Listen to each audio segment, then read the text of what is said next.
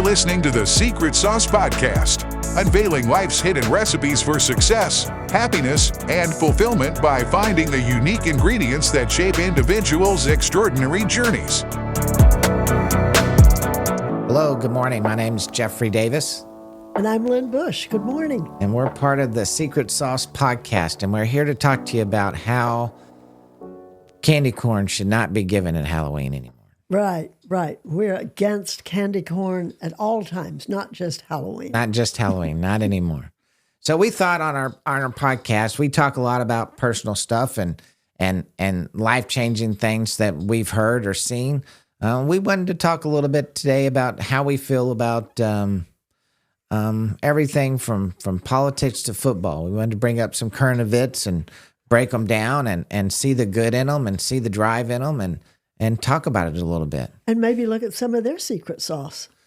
I think so. Yeah. You know, I think whether it's throwing a football or a business deal or preaching at church or just driving your car. I mean, and I drive my car, but I think I've got a secret sauce on why I don't run into people. So there you go. I think we've got it in every aspect of our life. And so I thought talking today about some things that we talk about a lot before the show starts, and we seem to cover most of our current events while we're sitting here. And we brought up today, we were talking about elections and how do we make them fair, and how do we know that the people that are sharing that they're going to help us, how do we know that they are, and that we're electing them to an office that they're going to go treat that it's of the people, that they're doing it for me and not their personal gratitude or personal pocketbooks. And I think we both see it. We don't see it very well today. Right. It doesn't look good, does it? It doesn't look good. It doesn't look good. It doesn't look fair. Right. I think that's, right. And it's not just me. And we talked about this. I've got a client that's in her 80s, super duper wealthy, never voted for anybody else but a Democrat. And the last election, they voted for Trump because they're scared of where the country was going, because they don't see both sides as fair. I don't think they see either side as fair, to be honest with you.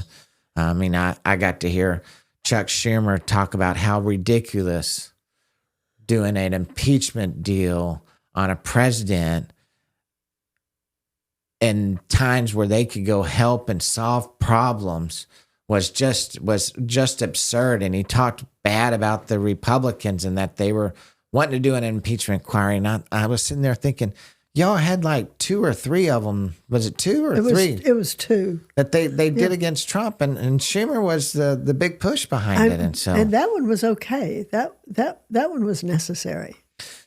Schumer wanted that one done, so that was a necessary one. So necessary ones are okay, but unnecessary ones are not okay. But we are of the people. Did he go and collaborate with 50% of New York State and was like, hey, do we really want to go do this and spend all these millions of dollars? And we don't really have any evidence. We just have a couple of hearsay things. And, like Nikki Haley said, maybe we need more politicians saying some of the things that Nikki Haley says. I mean, she told you in her debate, hey, those all things sound great, but there's absolutely no way you're ever going to get the votes for them. So why are we even talking about it? Exactly. Let's talk about something we can get votes for. Yeah. And I think that's great, but you got to go fight for the things that you want. There's just doesn't seem like there's any change in Congress today. Doesn't seem like it at all. No. Except they're more gridlocked than ever. But that's not fair. That's not what me as an American. That's not why we send them up there. We've been asking for Trump's term and Biden's term for both of them to do something with our insurance. And both of them promised us it would be their number one priority. Mm-hmm. And it didn't happen. My insurance is, for a single white male, I'm almost at $700 to $900 a month. Wow. It's crazy. And I'm not even 50 yet. Right. Yeah. And so what's the secret sauce, do you think, for us to have better, fairer elections? Maybe for people to really be informed. People really are not informed. And watching the news is not how you get informed. You need to read. You need to watch the news. You also need to watch the alternative news. You need to listen to people. You need to listen to your neighbors. People need to be informed in a much different way than they are. Yeah. You know, the White House sent out a memo to all the big news stations and told them to not pay attention to any of this Republican impeachment stuff. Don't air it. Don't Sure. pay attention to it. Don't let it be a part of your news. Sure. That's mean, what the the White White House- House does. That's what they do. They That's not- determine what's going to be on the news. That's why we have to watch the alternative news. Yeah. You ever Most been to people D.C.? don't even know where it is. You ever been to D.C.? Uh-huh. Did you? I was 2 years old. Oh, well, I can't even be asking this question. So, my wife and I got to go to DC. One of the best breakfasts I've ever had in my life was at the Trump Hotel there when he bought the old post office and Right. turned it in. It was unreal beautiful. And getting to see all that stuff was great. But even our cabbies were pissed off that he was coming in and getting elected. They were surrounded his house before the hotel. I mean, we had to walk past armed guards to get into the hotel. And they were after him before he got there. Because they had been told to be after him. They had been prepared to be after him. I've read articles that during the big fights where the kid, maybe it was in Minnesota, where the kid shot those 3 people with his assault rifle. Someone had been dropping off in U-Hauls bricks and stones and stuff for them to throw all over the city where they were going to riot that morning. Oh, I saw that on TV. It was not just that city. It was many cities.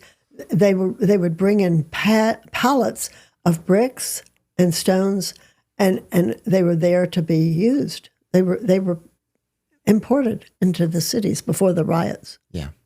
There was a really cool place in D.C.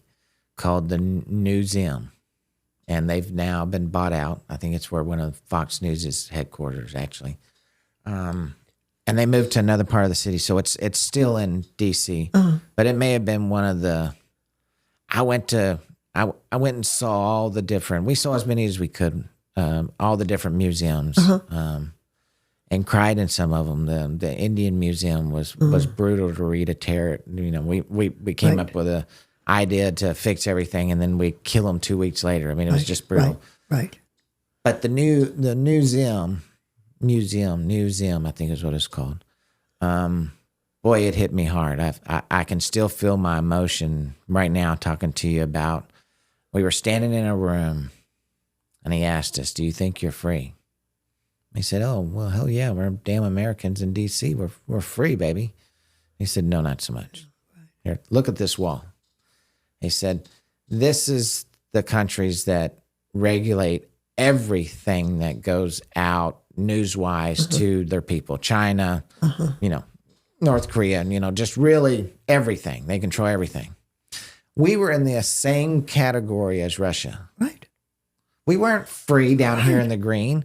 We were up here in the yellow. I had no idea that our news was so manipulated by our politicians and government. And, the guy who runs our podcast was talking this morning about hearing the same words used over and over and over in all these interviews. Well, the DNC, they have these deals where they get 100 people in a room or 50 people in a room, and they throw out some keywords, and they figure out which keywords are hitting on them, and then a focus group. That's what they're called. They're focus groups. And then they all use it, and you'll hear Pelosi and Schumer and everybody use the same lingo. Even on the news, You'll hear Katie Couric. She doesn't do it anymore, but if she was, she'd say the words, and then you'd hear the other commentators on the other channels, but they use the exact same lingo.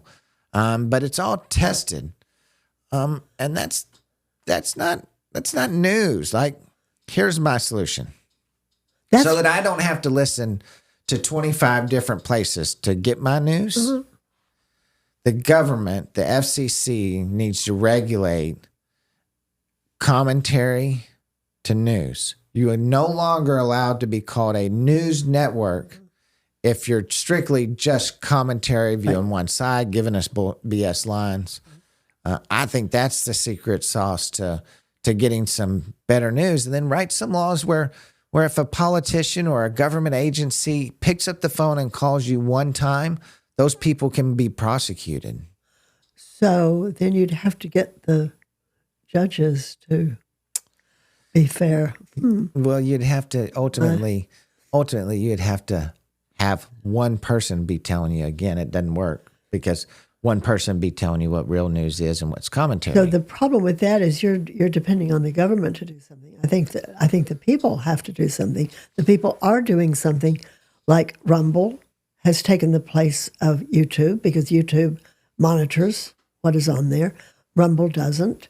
So there are alternative news stations and there are alternative newsletters. And they're getting kicked off of your cable providers, One American News. Right, but there are other places. There are other places. They're on the internet, other places.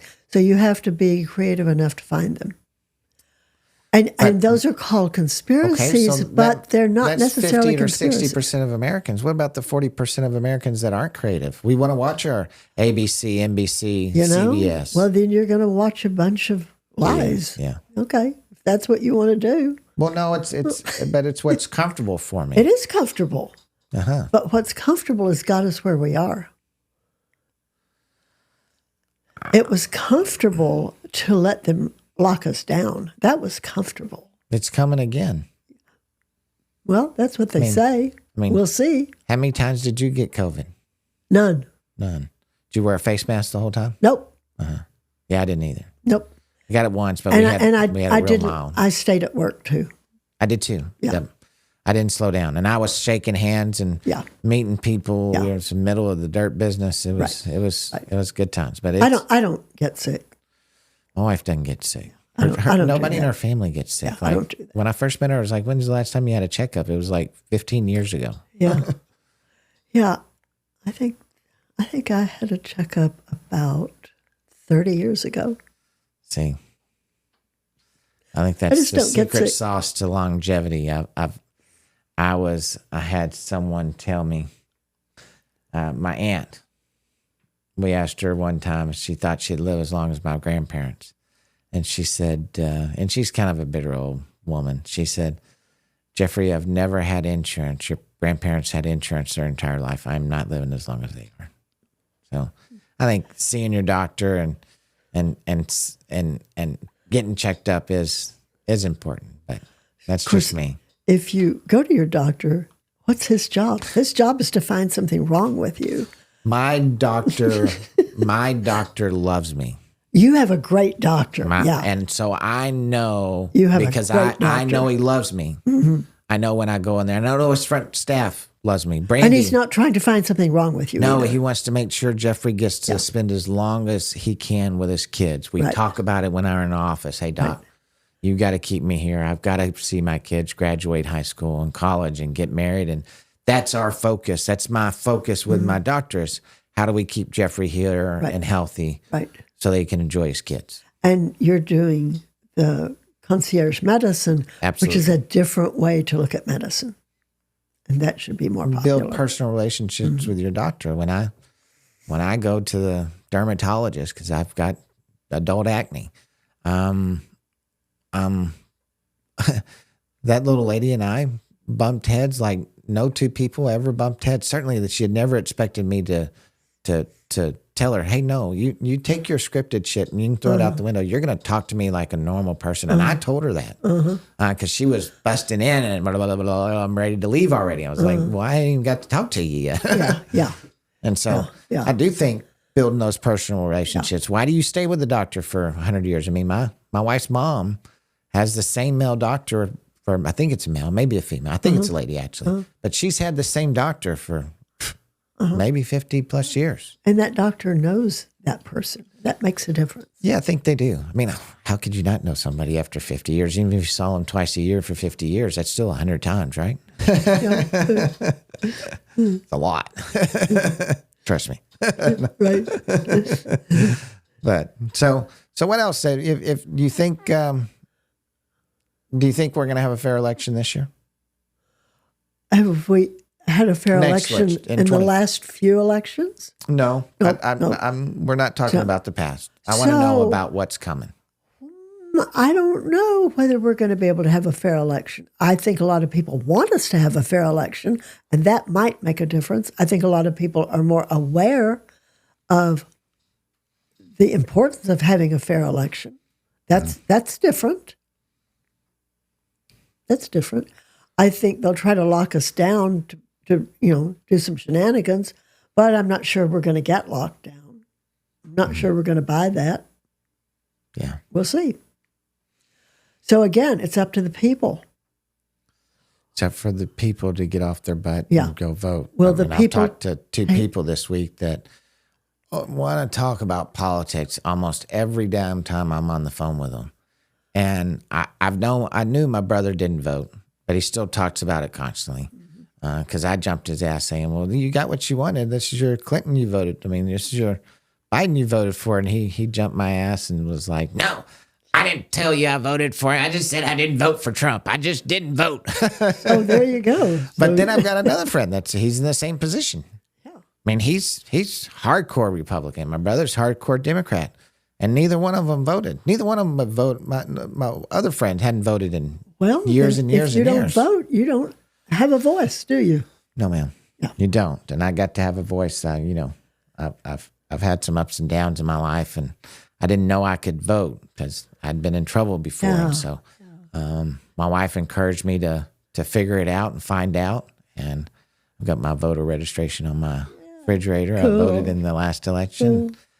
I got to vote in the governor's election, but this will be my second. When I was 18, I voted, and this will be my second presidential election that I get to vote for. So I'm excited. I want my vote to count. Yeah.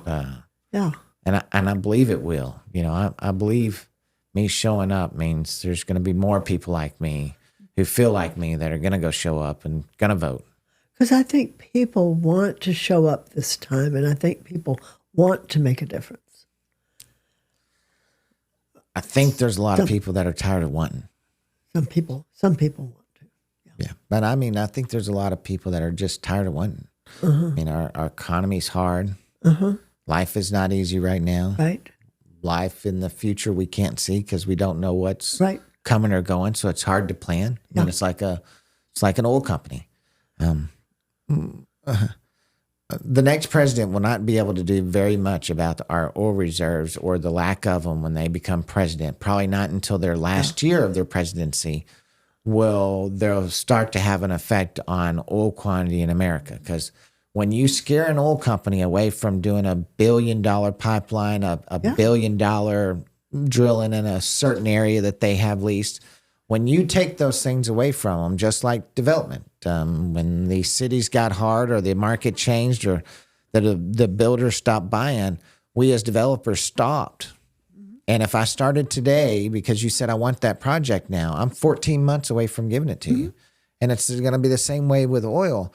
We're going to want all this oil and be glad we got someone that wants us to have cheap gasoline, but they're not going to be able to create it. It's going to take years for them to get there because they're not expanding refineries. They're not even upgrading refineries to better technology because they just flat don't know what's going to happen to them. Right. So I'm worried about it. I'm worried about our whole energy sector.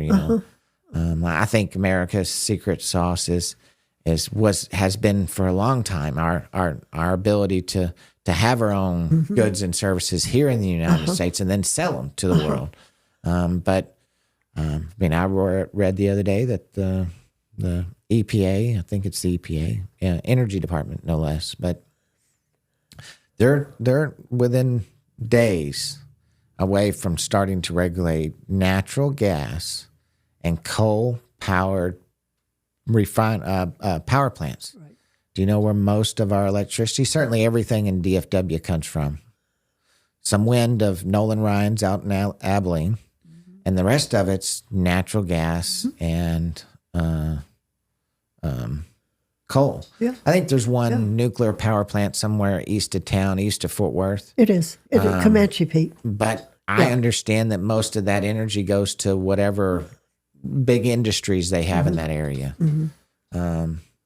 And so they were saying that you might see double your price for utilities by the end of next year. Sure. And my water's doubled For sure. this year. Oh, yeah.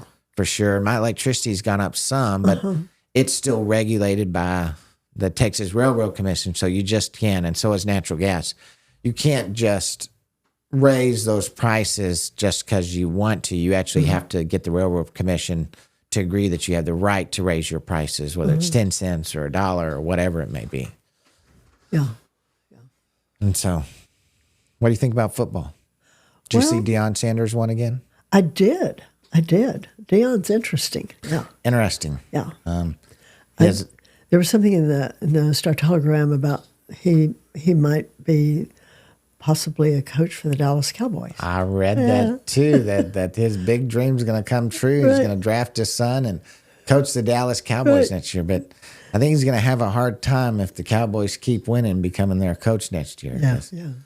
I mean, 40-0, I think, if I was a betting man, I would have bet against them. I just don't bet on sports because I don't know enough about them. But I think Deion's story gets more incredible with every win. And I hope and pray, I even said to Jenna when one of the boys dropped a pass during the game that was right in his hands. It wasn't like it was a hard ball to catch. This ball was right in his hands and would have given the other team a first down, and he dropped it. And I looked at her and I said, Jenna, God's on that field with that team today.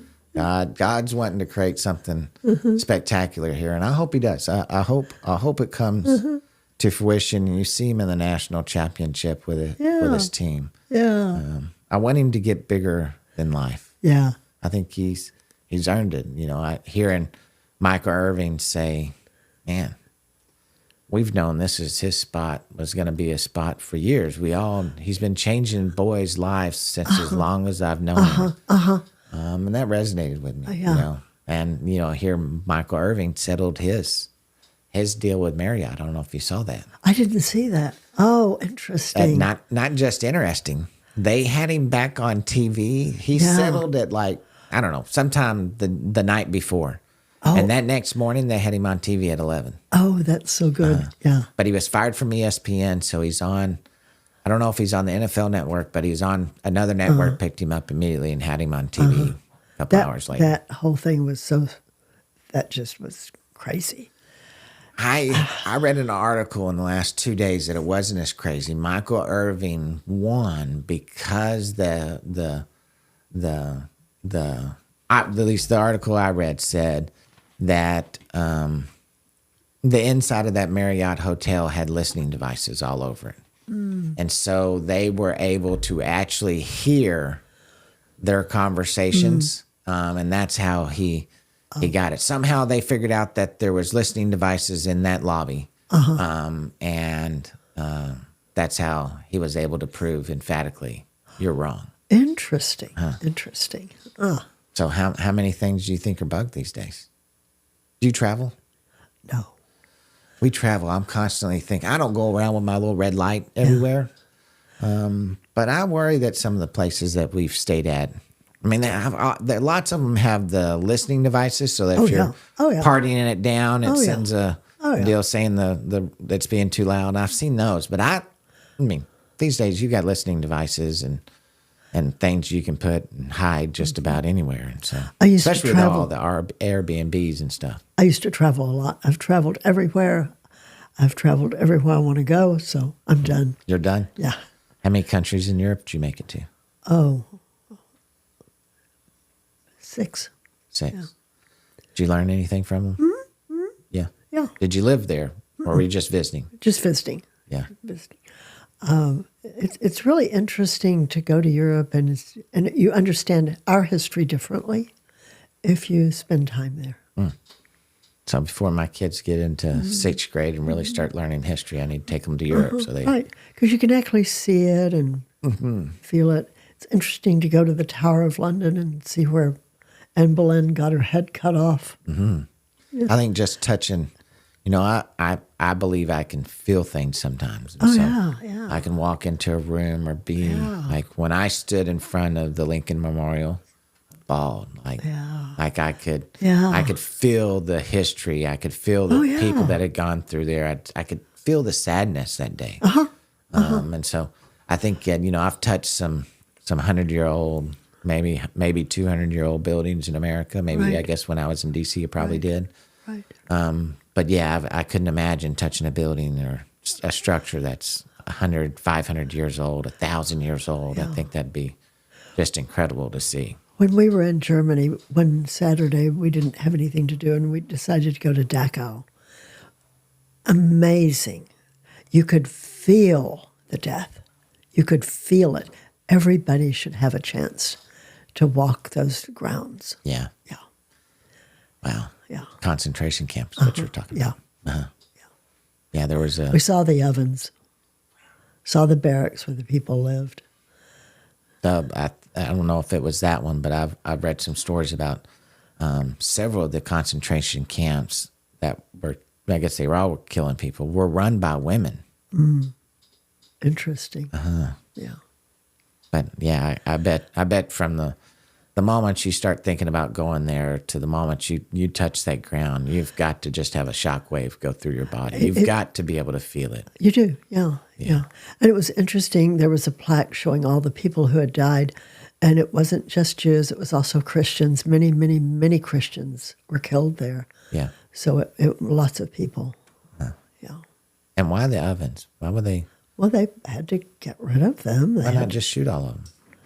Maybe it saved money to put them in the ovens and not use bullets. I don't know. I'm sure they had a reason. I'm sure it was a good reason. Yeah, at least they thought it was. Yeah, they thought it was. Yeah, I was told, we travel a lot around the United States. I was just told by a friend that go have fun with your kids until they're 7 or 8.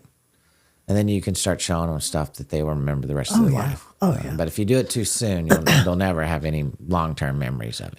Right. Yeah, you do the fun things. You go to the national parks. You go to the fun museums, the kiddie museums. We're still working on the simple 4: ocean, mountain, sand. Yeah. Hot or cold. Do they ever go to the Museum of Science and History here in Fort Worth? We have membership, so we were there this last weekend. Yeah. And probably the weekend before that. I'm certain the weekend before that. And the Perot Museum in Dallas? We've been 4 or 5 times. Yeah. I can tell you all about the earthquake shaking machine that shakes my kids, and they just think it's the greatest thing ever. To the whirlwind, and they like all of it. I mean, the Perot Museum has some beautiful dinosaur stuff. I think when they were older, they would get more. But just the first time we went to the Perot Museum, because we do a lot with our kids. Our secret sauce with our family is activities. Yeah. We know when the babies want to stay home. And you can ask them, and they'll tell you, I'd just rather stay home. So we stay home. But we want to keep them active. And we had just been down to the fossil realm. And I'd seen all the dinosaur stuff down there. And then we went a couple weeks later. We went to the Perot Museum and to experience, because a lot of the T-Rexes roamed this Dallas-Fort Worth. Yeah. That was their hood. Yeah. And that's why there's prints and animal artifacts. And they have some new prints. They found some new prints. They did find some new prints. I asked Jenna, because I think our news is repetitive sometimes, and I was like, was that the same steps that they found last year when it got all dry? It was like, did they just, the water's gone again? Hey, there they are. But she said, like you, they were new steps. So when they first found the steps, my father took me out to see them. Oh, when really? they first found them. Yeah. T-Rex, did you ever think Tyrannosaurus rexes roam this area? Yeah, I mean. You probably knew. You're more from here than your dad was. Was he into fossils? He was a geologist. Yes, I know, but was he into fossils or more into finding minerals? Oh, both. Both. Yeah. Geologists are interesting people. They love it all. Do they? Oh, yeah. If they they're love into rocks. Rocks of any sort. Oh, yeah. I certainly the secret sauce with with my wife is anything sparkly. And she loves emeralds Oh, yeah. because they have their own kind of sparkle to them. They're not right. a diamond, but they still beautiful. sparkle. And They're beautiful. I've bought her a couple, and there's a show on TV where they go and dig for opals, and it's neat to watch because it's literally. And then I didn't know how they were formed. Silica, which is I guess on our periodic table, and water pressed together Oh, creates opals. I didn't know that. I didn't know it until I saw the show, and I think they tell you about it every time on the show. They try to read tell you how opals are formed, but wow, just the colors and the beauty that come so from pretty. them. So, yeah. So buy your secret sauce. Tip of the day is buy your wife sparkly things, Yeah. Bright, glittery, sparkly things. sparkly stuff. They don't even have to be. They can be man-made. Just sparkle. Yeah. And so we were talking about driving a minute ago. My secret sauce to driving is definitely looking both ways 4 times. Because I drive a ton, and so to lessen my chances of getting in an accident, I'll always look 3, 4, 5 times, make sure I'm making the right decision before I take off. And When I learned to drive, my father taught me always look to the right and the left 3 times. Isn't that interesting? I wonder if people are taught that now. well, I was taught to drive by my grandmother, who would be over 100 now. And we got pulled over when I was a kid in Lubbock, Texas. She just let me drive. We'd drive out to the country, and then we'd go drive around and pick a ear of corn, and she'd tell me all about the corn. We'd pick some green beans, and she'd tell me all about the green beans.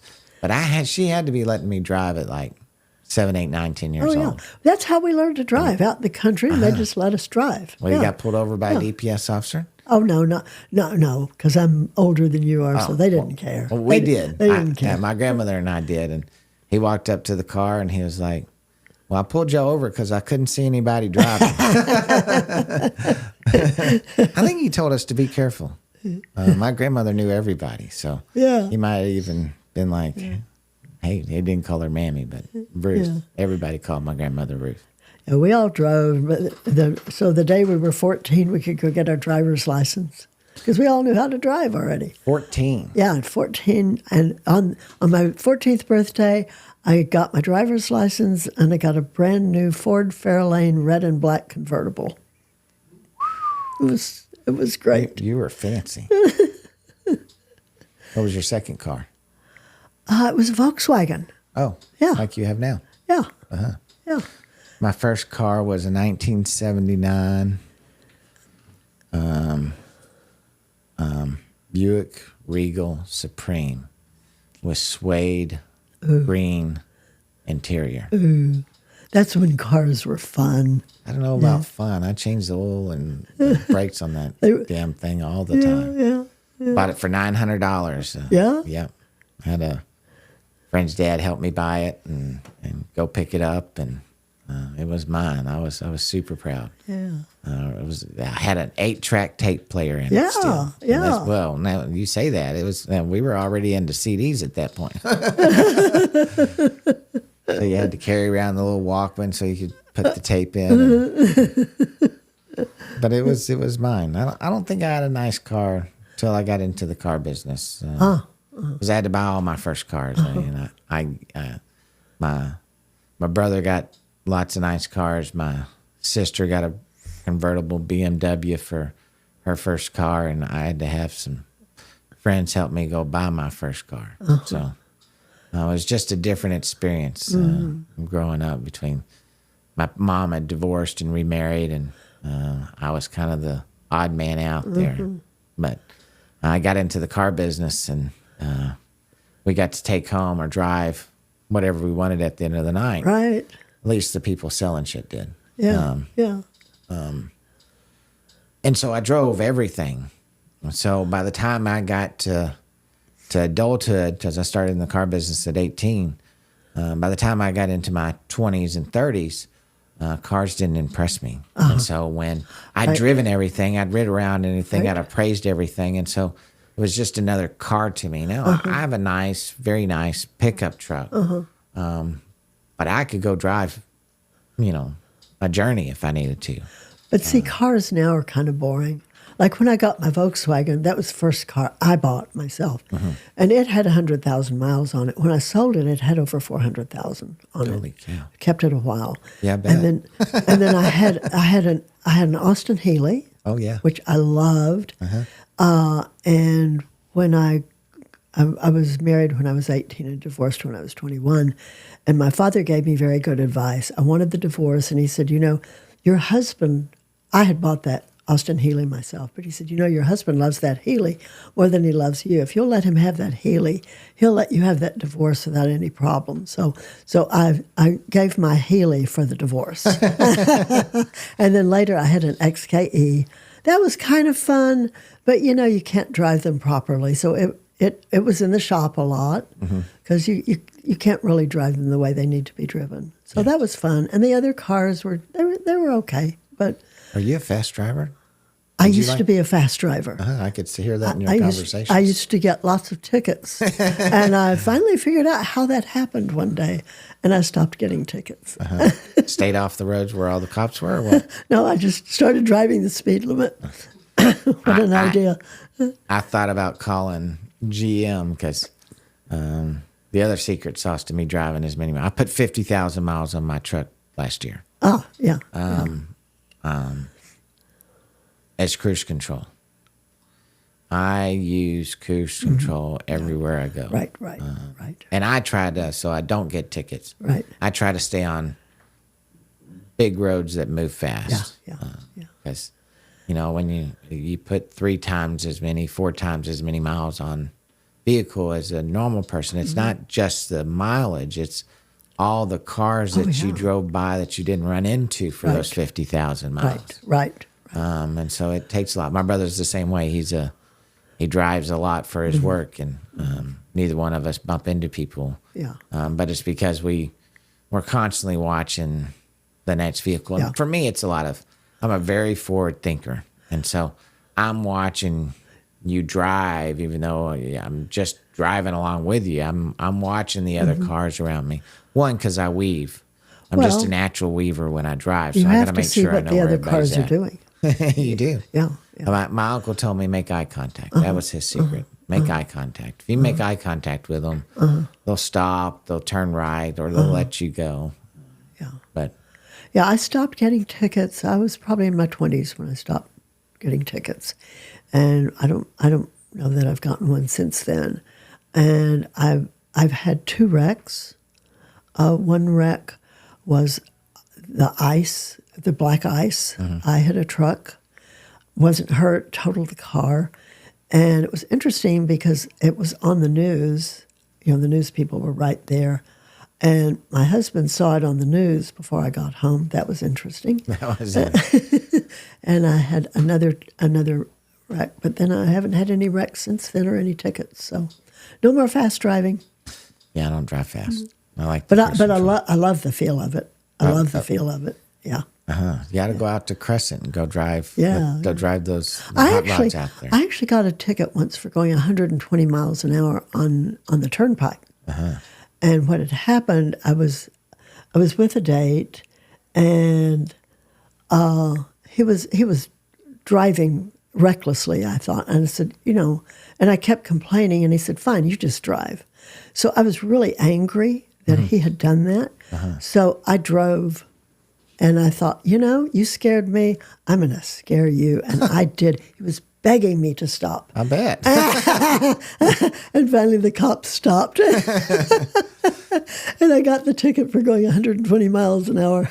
He paid the ticket, by the way. Oh, did he? Well, yeah, good for him. I had the Volkswagen Touareg. Yeah. And I was coming back from Galveston to go pick up my son. And I was doing 120 to 130 or 40 on the highway. That car would scream. Yeah. At over 100, 110, 120, I looked to my left, and there's a motorcycle cop pointing at me. So I pull over. He comes up to my car like crazy, pissed off. What in the fuck you doing? Yada, yada, yada. And I said, sir, if I'm late to pick up my kid, my ex-wife's a bitch, and she probably won't let me see him. He said, well, you drive safe the rest of the way and give me my license back. That's a true story. So the fastest I ever went and got pulled over for, I spent less than a minute talking to the cop, and he let me back on my way. So we both went 120 and had different outcomes. Different outcomes. He definitely had an ex-wife he didn't like. Right. That was for sure. Yeah, you had a better excuse than I did. I just told him. And I was expecting to go to jail. I had my phone out. I was calling my closest compadre to come get me out of jail. I really thought I was, because he told me, I've been following you for 3 overpasses.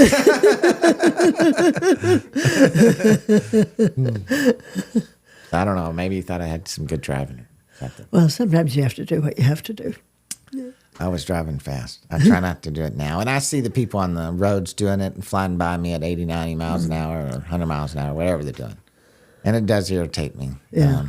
But I'm very cautious when I'm on the road because 50,000 miles are run past a lot of angry drivers.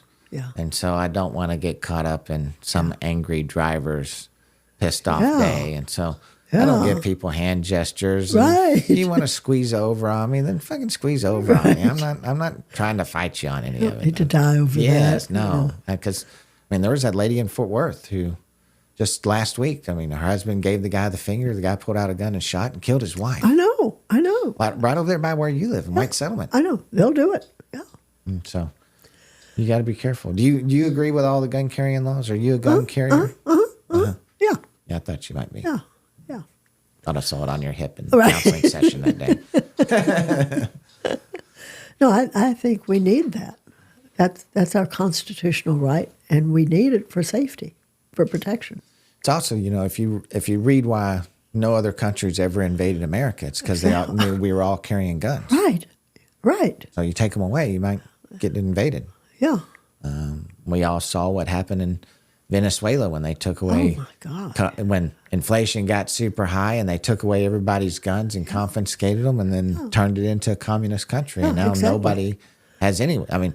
Most of the legal immigrants coming into America are from Venezuela. Right. And we're not getting the best of them. It's a horrible place. They're emptying their prisons so they don't have to pay for them as long as they'll take a bus ride to the border. Right.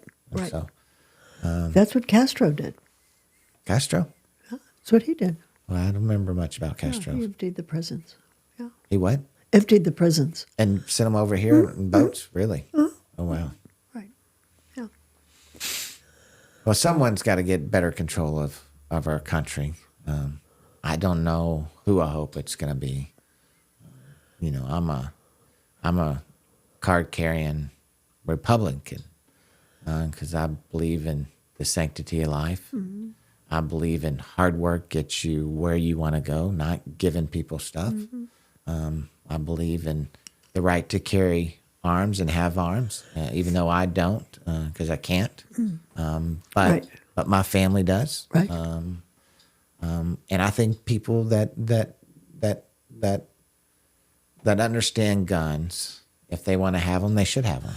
I don't know if I agree with you having 200. I think that's a little creepy. Well, but if you have a reason to have 200, I get it. But I think if people are going to have guns, they have to know how to use them, and they have to be at the gun range, and they have to be careful. Yes. And appropriate. Yeah. Just having a gun does not solve a problem. You need to know how to use it and how to be safe. Yes, but guns don't kill people. People kill people. People kill people. Right. And so changing some of these gun laws are not helping anybody. If I wanted to get a gun illegally, like we just learned, Harvard or MIT just came out with a statistic that you're only 4 people away from anybody in the country or in the world, I think is what it was. Uh-huh. But if I wanted a gun, I know 2 or 3 people I could call that could go find me an illegal gun. Within minutes. With no problem. If they didn't already have one, they'd sell me. Right. Right. And that's the problem. You know, it was like everybody blamed the homeowners during the mortgage crisis. And it was not the homeowners that created the mortgage crisis. It wasn't even the stupid bankers that were signing up all these deals. It was the fact that there was a void in the system. So one person back then could go buy 10 houses as long as they used 10 different title companies, 10 different mortgage companies, and closed on them in a 30-day period. And so when the market crashed and you weren't able to rent those properties and cover your mortgage payment anymore, that one person added 10 homes at one time to the foreclosure crisis. And it wasn't just him. It was him who learned the trade and learned the trick. And then he had told 10 of his friends.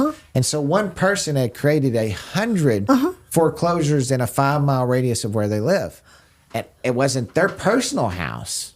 Right. It was the 10 investment properties Right. that they had bought on their ability to pay back a loan that wasn't there. And that's what created the mortgage crisis that nobody talks about. All those mortgage-backed securities that failed, they were A-paper. These were A-paper buyers buying 10 homes at one time. And so when the mortgage-backed security was looking at the client, they were looking at the one client by themselves with the one home that they had. And so that was good paper to buy. We can trade that. We can get top dollar for it. Well, no, what you weren't paying attention to is that one guy in your mortgage bubble that you're selling from Mr. Cooper had 2,000 homes that were set up just like the first guy who bought Right. 10. So Right. it was really Right. just 20 customers who had or 200 customers that had 2,000 homes. Yeah. And so when it foreclosed, it wasn't the 200 people, personal homes. It was the 2,000 homes that they had. Right. Yeah. And that's what caused that. Because I have to re-explain that all the time to people, because I hear so many misnomers about those days, what really happened, the fact that the government took $86 billion and only redid 5,600 mortgages nationwide. There was 22 million people that were underwater on their homes that they were supposed to use that $86 billion to go give them 40-year loans at a low interest rate. And they realized that they would never be able to get rid of that paper. So they said, no, sue us. And they did. And the government got back $4 or $5 billion, but they didn't get back $86 billion. And so that gets frustrating. And people right now are hearing a lot of misnomers. I mean, I was watching CNBC this morning. They were talking about 6% mortgages. We'll go on to Mortgage News Daily, which is a government-sponsored site, and it'll tell you the mortgage rate's 7.25, the best, AAA rated. You've got your granddad had good credit too. These people. But that's not what you buy mortgages at. Mortgage rates right now, if you call a mortgage broker, are 8.5% to 9% on a 30-year God. fixed. Wow. That's 3 times more than it was just 3 years ago. Right. Wow. And so you are about to stall the home market. I mean, I see it now, but we hear there's other programs coming out that'll help you. I mean, I could spend a whole session here with you on secret sauce, telling you the secret sauce about the mortgage industry and how not to get frauded in it. They're tightening their ability for people to get mortgages, and the less when we have fewer mortgage companies, we have fewer options. And so instead of us having 10 people I can send a deal to before, now there's 3 people I can send a deal to get a mortgage. And those people know that they're the only 3 on the market, and they're broke too. And so what are they doing? They're weighing your friendship and their loyalty to you on how much they're going to take advantage of your client. Right. Because the less they know you, the less they think they're going to get another deal from you, the more money they're going to make off of your client, which is more interest. And so that means maybe push me out of being able to close the deal. What do you think is going to happen with the housing market in the next year? So I'm very fortunate to get to speak to some very influential people in the home industry. We're all waiting for a program.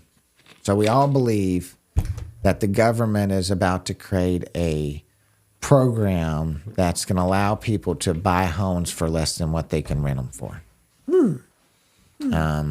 We think in DFW, there's been $1 billion in land put under contract since June. Of that $1 billion worth of land, they all have no earnest money going hard until November or December. So most people are thinking the program's going to come out at the end of this month or sometime in October. They started taking money from mortgages in May. They started taking $50 or so from every mortgage in America for a program for minorities, underprivileged, and bad credit people to be able to buy houses, which a lot of us think it sounds insane, because they're going to bring up the mortgage crisis again and say, well, people were not putting down payment into stuff, so then they didn't have anything into it, so walking away from it was easier. And I'm going to tell you from a place of being there, I don't give a damn what you take from me. Taking those things from those people were not easy. Losing your house, telling your friends you just had your house foreclosed on is not easy. Right. And so it wasn't something that people wanted. It wasn't an easy deal. And today, people have, the mortgage crisis is not happening today because there's so much equity in people's houses. There's about $4 to $7 trillion worth of equity. You can't have a mortgage crisis when there's more money in equity in these homes than there is in the entire banking industry. Yeah. So you can forget that. That's why prices on houses haven't dropped, even though we got into a mild recession. You really haven't seen them go down. Maybe 10% on some. Maybe some new home builders are having a hard time selling their products, so they've lowered their houses, but they're only doing that because they're even having to buy interest down, or nobody wants a home at 9%. 9% mortgage, you're probably talking $3,500 for a $300,000 home, where that $300,000 home used to be $1,300, $1,400 a month. People wonder why. How did McKinney and Collin County and all that grow? They grew as rapidly as they did. One, because of the diversity. Sure, you can't discount that. The Muslim mosque that was built out there attracted 100,000 people. It's a very diverse area. It is very diverse. But those people were buying $500,000 and $1 million homes. That used to be the rule of 1%. There's no rule of 1% at 9. The rule of 1% was at 7% back in the day. So 7%. Mortgage equaled 1% of the sales price. So if your house was $300,000, your mortgage was going to be $3,000 a month. Then all of a sudden, interest rates got all the way down to the 3% range. So that $500,000 home was $2,300 a month. It was the same thing mortgage that the $300,000 and $200,000 people were paying just years before. So yes, they upgraded to the $600,000-$700,000 home in the best school district in the area because it was the same price as what they were paying in the bad area of town in a smaller house. Just interest rates changed. And so that boomed the higher end market. It was the first to take off after the mortgage crisis because interest rates dropped so low. The normal Americans, you're right, they didn't have the 5% they needed to put down on the homes. But the rich Americans, the wealthy Americans, they had their down payment, and they were jumping into these $600,000 mortgages because they were $2,300 a month. Right. But I think there's a program coming because there's no way they can stall the home market. I was told by Collin County's county clerk, for every new home that I would build in her county, they were counting on 3.7. I call them worker bees. She called them support staff. They have a better name for it than probably both of those. But for every new home I built, because of the construction, because of the taxes that come from it, because of the need for another 7-Eleven buy a subdivision I just created. Right. That's going to have 300 homes in it. Now you've got 4 employees there. You got the gas people that come fill up the gas. So the gas company had to hire another person to do the gas. And then you got the window cleaner guy that got into the business because there was something by his house. So you create all these extra jobs and extra people in the area. And you grow, everything in a house. If you think about it, it's petroleum. It's hay. It's there's vegetable products and houses and the paints. Right. The granite that comes from around the world. The granite installers that are from here working hourly wages. That the more they had, the more they made. The more they made, the more nice trucks they had. The more houses they bought. And you can't take all that away. You're gonna severely stall the U.S. economy, and so. Bill Clinton knew the secret sauce to getting reelected was allowing everybody in America that could fog a mirror could own a home. And they did. They bought a lot of houses. Right. Oh, yeah. And they went too far. That's what created the mortgage crisis. Was not the buying of the houses, was the fraudulent people buying the houses. Right. But I don't personally think not putting money into a house and being able to buy a house with zero down means that you're more likely to foreclose. I don't believe that. I don't think you just, I didn't have to put $1 into it, I'll walk away from it. That's nobody's secret sauce. Right. It's just never, it's not. Nobody wants the embarrassment from it. That's not what people do. And so I think if you allow some of these people to get into these $1,300, $1,400, I own my home, versus I'm renting from SK rental company and I'm paying $1,950 a month. I think you're going to see some change there. But what you're going to end up doing is creating such a vast amount of people that want houses. And we talked about this when we first started talking. Oil companies, if you stop them today, they're 3 to 4 years before they can start pumping oil back out. Between drilling the rigs, designing it, engineering it. Same thing with the housing market. Even though you're going to show up in October, November saying, hey, all these groups can buy houses, I think the government knows that there's no homes for them to buy, so we're not going to really lose any money because there's not that many to buy. But the perception of we're helping everybody out will help eventually get some more votes at the end of it. And that's my fear about the program. It's not the program. I don't think it's going to cause foreclosures or a banking crisis. I think the program could help make people make bad decisions. Right. And I think when it comes to our government, not to their personal life. And over time, that'll destroy a lot of stuff. And when you lose those programs, like the house building or the oil companies, you lose the people who know how to do that. So then you have a lag getting the people back who know how to drill the wells, who know how to lay the bricks and do the granite. Yes, the mortgage officers you're dealing with now are people that have been able to get through it. And when that starts to climb again, they're going to have their friends and their aunts and their cousins and people that don't know anything about mathematics or finance and don't read and don't go to Mortgage News Daily. And that's what you'll run into. We're seeing a lot of builders drop out right now. Right. And they won't come back. There'll be new people. So we'll lose that information. You're about to lose a whole generation of land guys and builders. So most of the home builders are old. Most of the land guys are old. And they're not wanting to do it a fourth time. If you think about their last 40 years in the industry, they've ridden 3 different gigantic waves. And they don't want to ride a fourth one.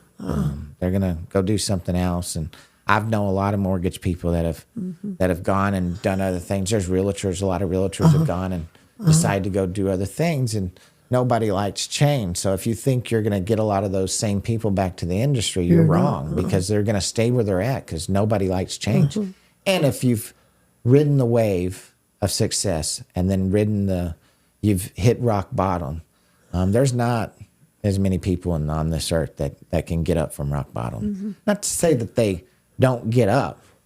They're just not going to climb the top of that mountain again. They're not going back to that industry probably. Yeah. So. That's happened over and over in the oil industry. over and over in the oil industry. There's been a lot of firings. IBM, I've been moved. Was an acronym for them because they'd fire you in one department and they'd put you over in another department just so that they could clean their books up and say we laid off 500 people over here. Well, we hired them back on the collateral side. But I think we talk a lot about the secret sauce, and we've talked about a lot of different things today. But I think drive, I think compassion, desire, and a want. Dealing with adversity. Yeah. Learning to deal with adversity, because that's part of it. Not giving up in the middle of diversity. Right. You're not going to stay there. Yeah. It's my favorite thing. We'll end today with Winston Churchill. Winston Churchill said to us, as they were about to be invaded, the planes were already flying over the strait, and they were on their way to bomb the holy smokes out of England. And he said, "Hey, we're not going to stay here. This is going to suck. This is about to get real bad. Yeah. But we're not going to stay here. Yeah. And we're going to keep going. And if we keep going, we will become this amazing worldly country again. So don't stay there. Yeah. Just keep going. Just keep going. Don't matter which direction you go when it's diversity. Just go."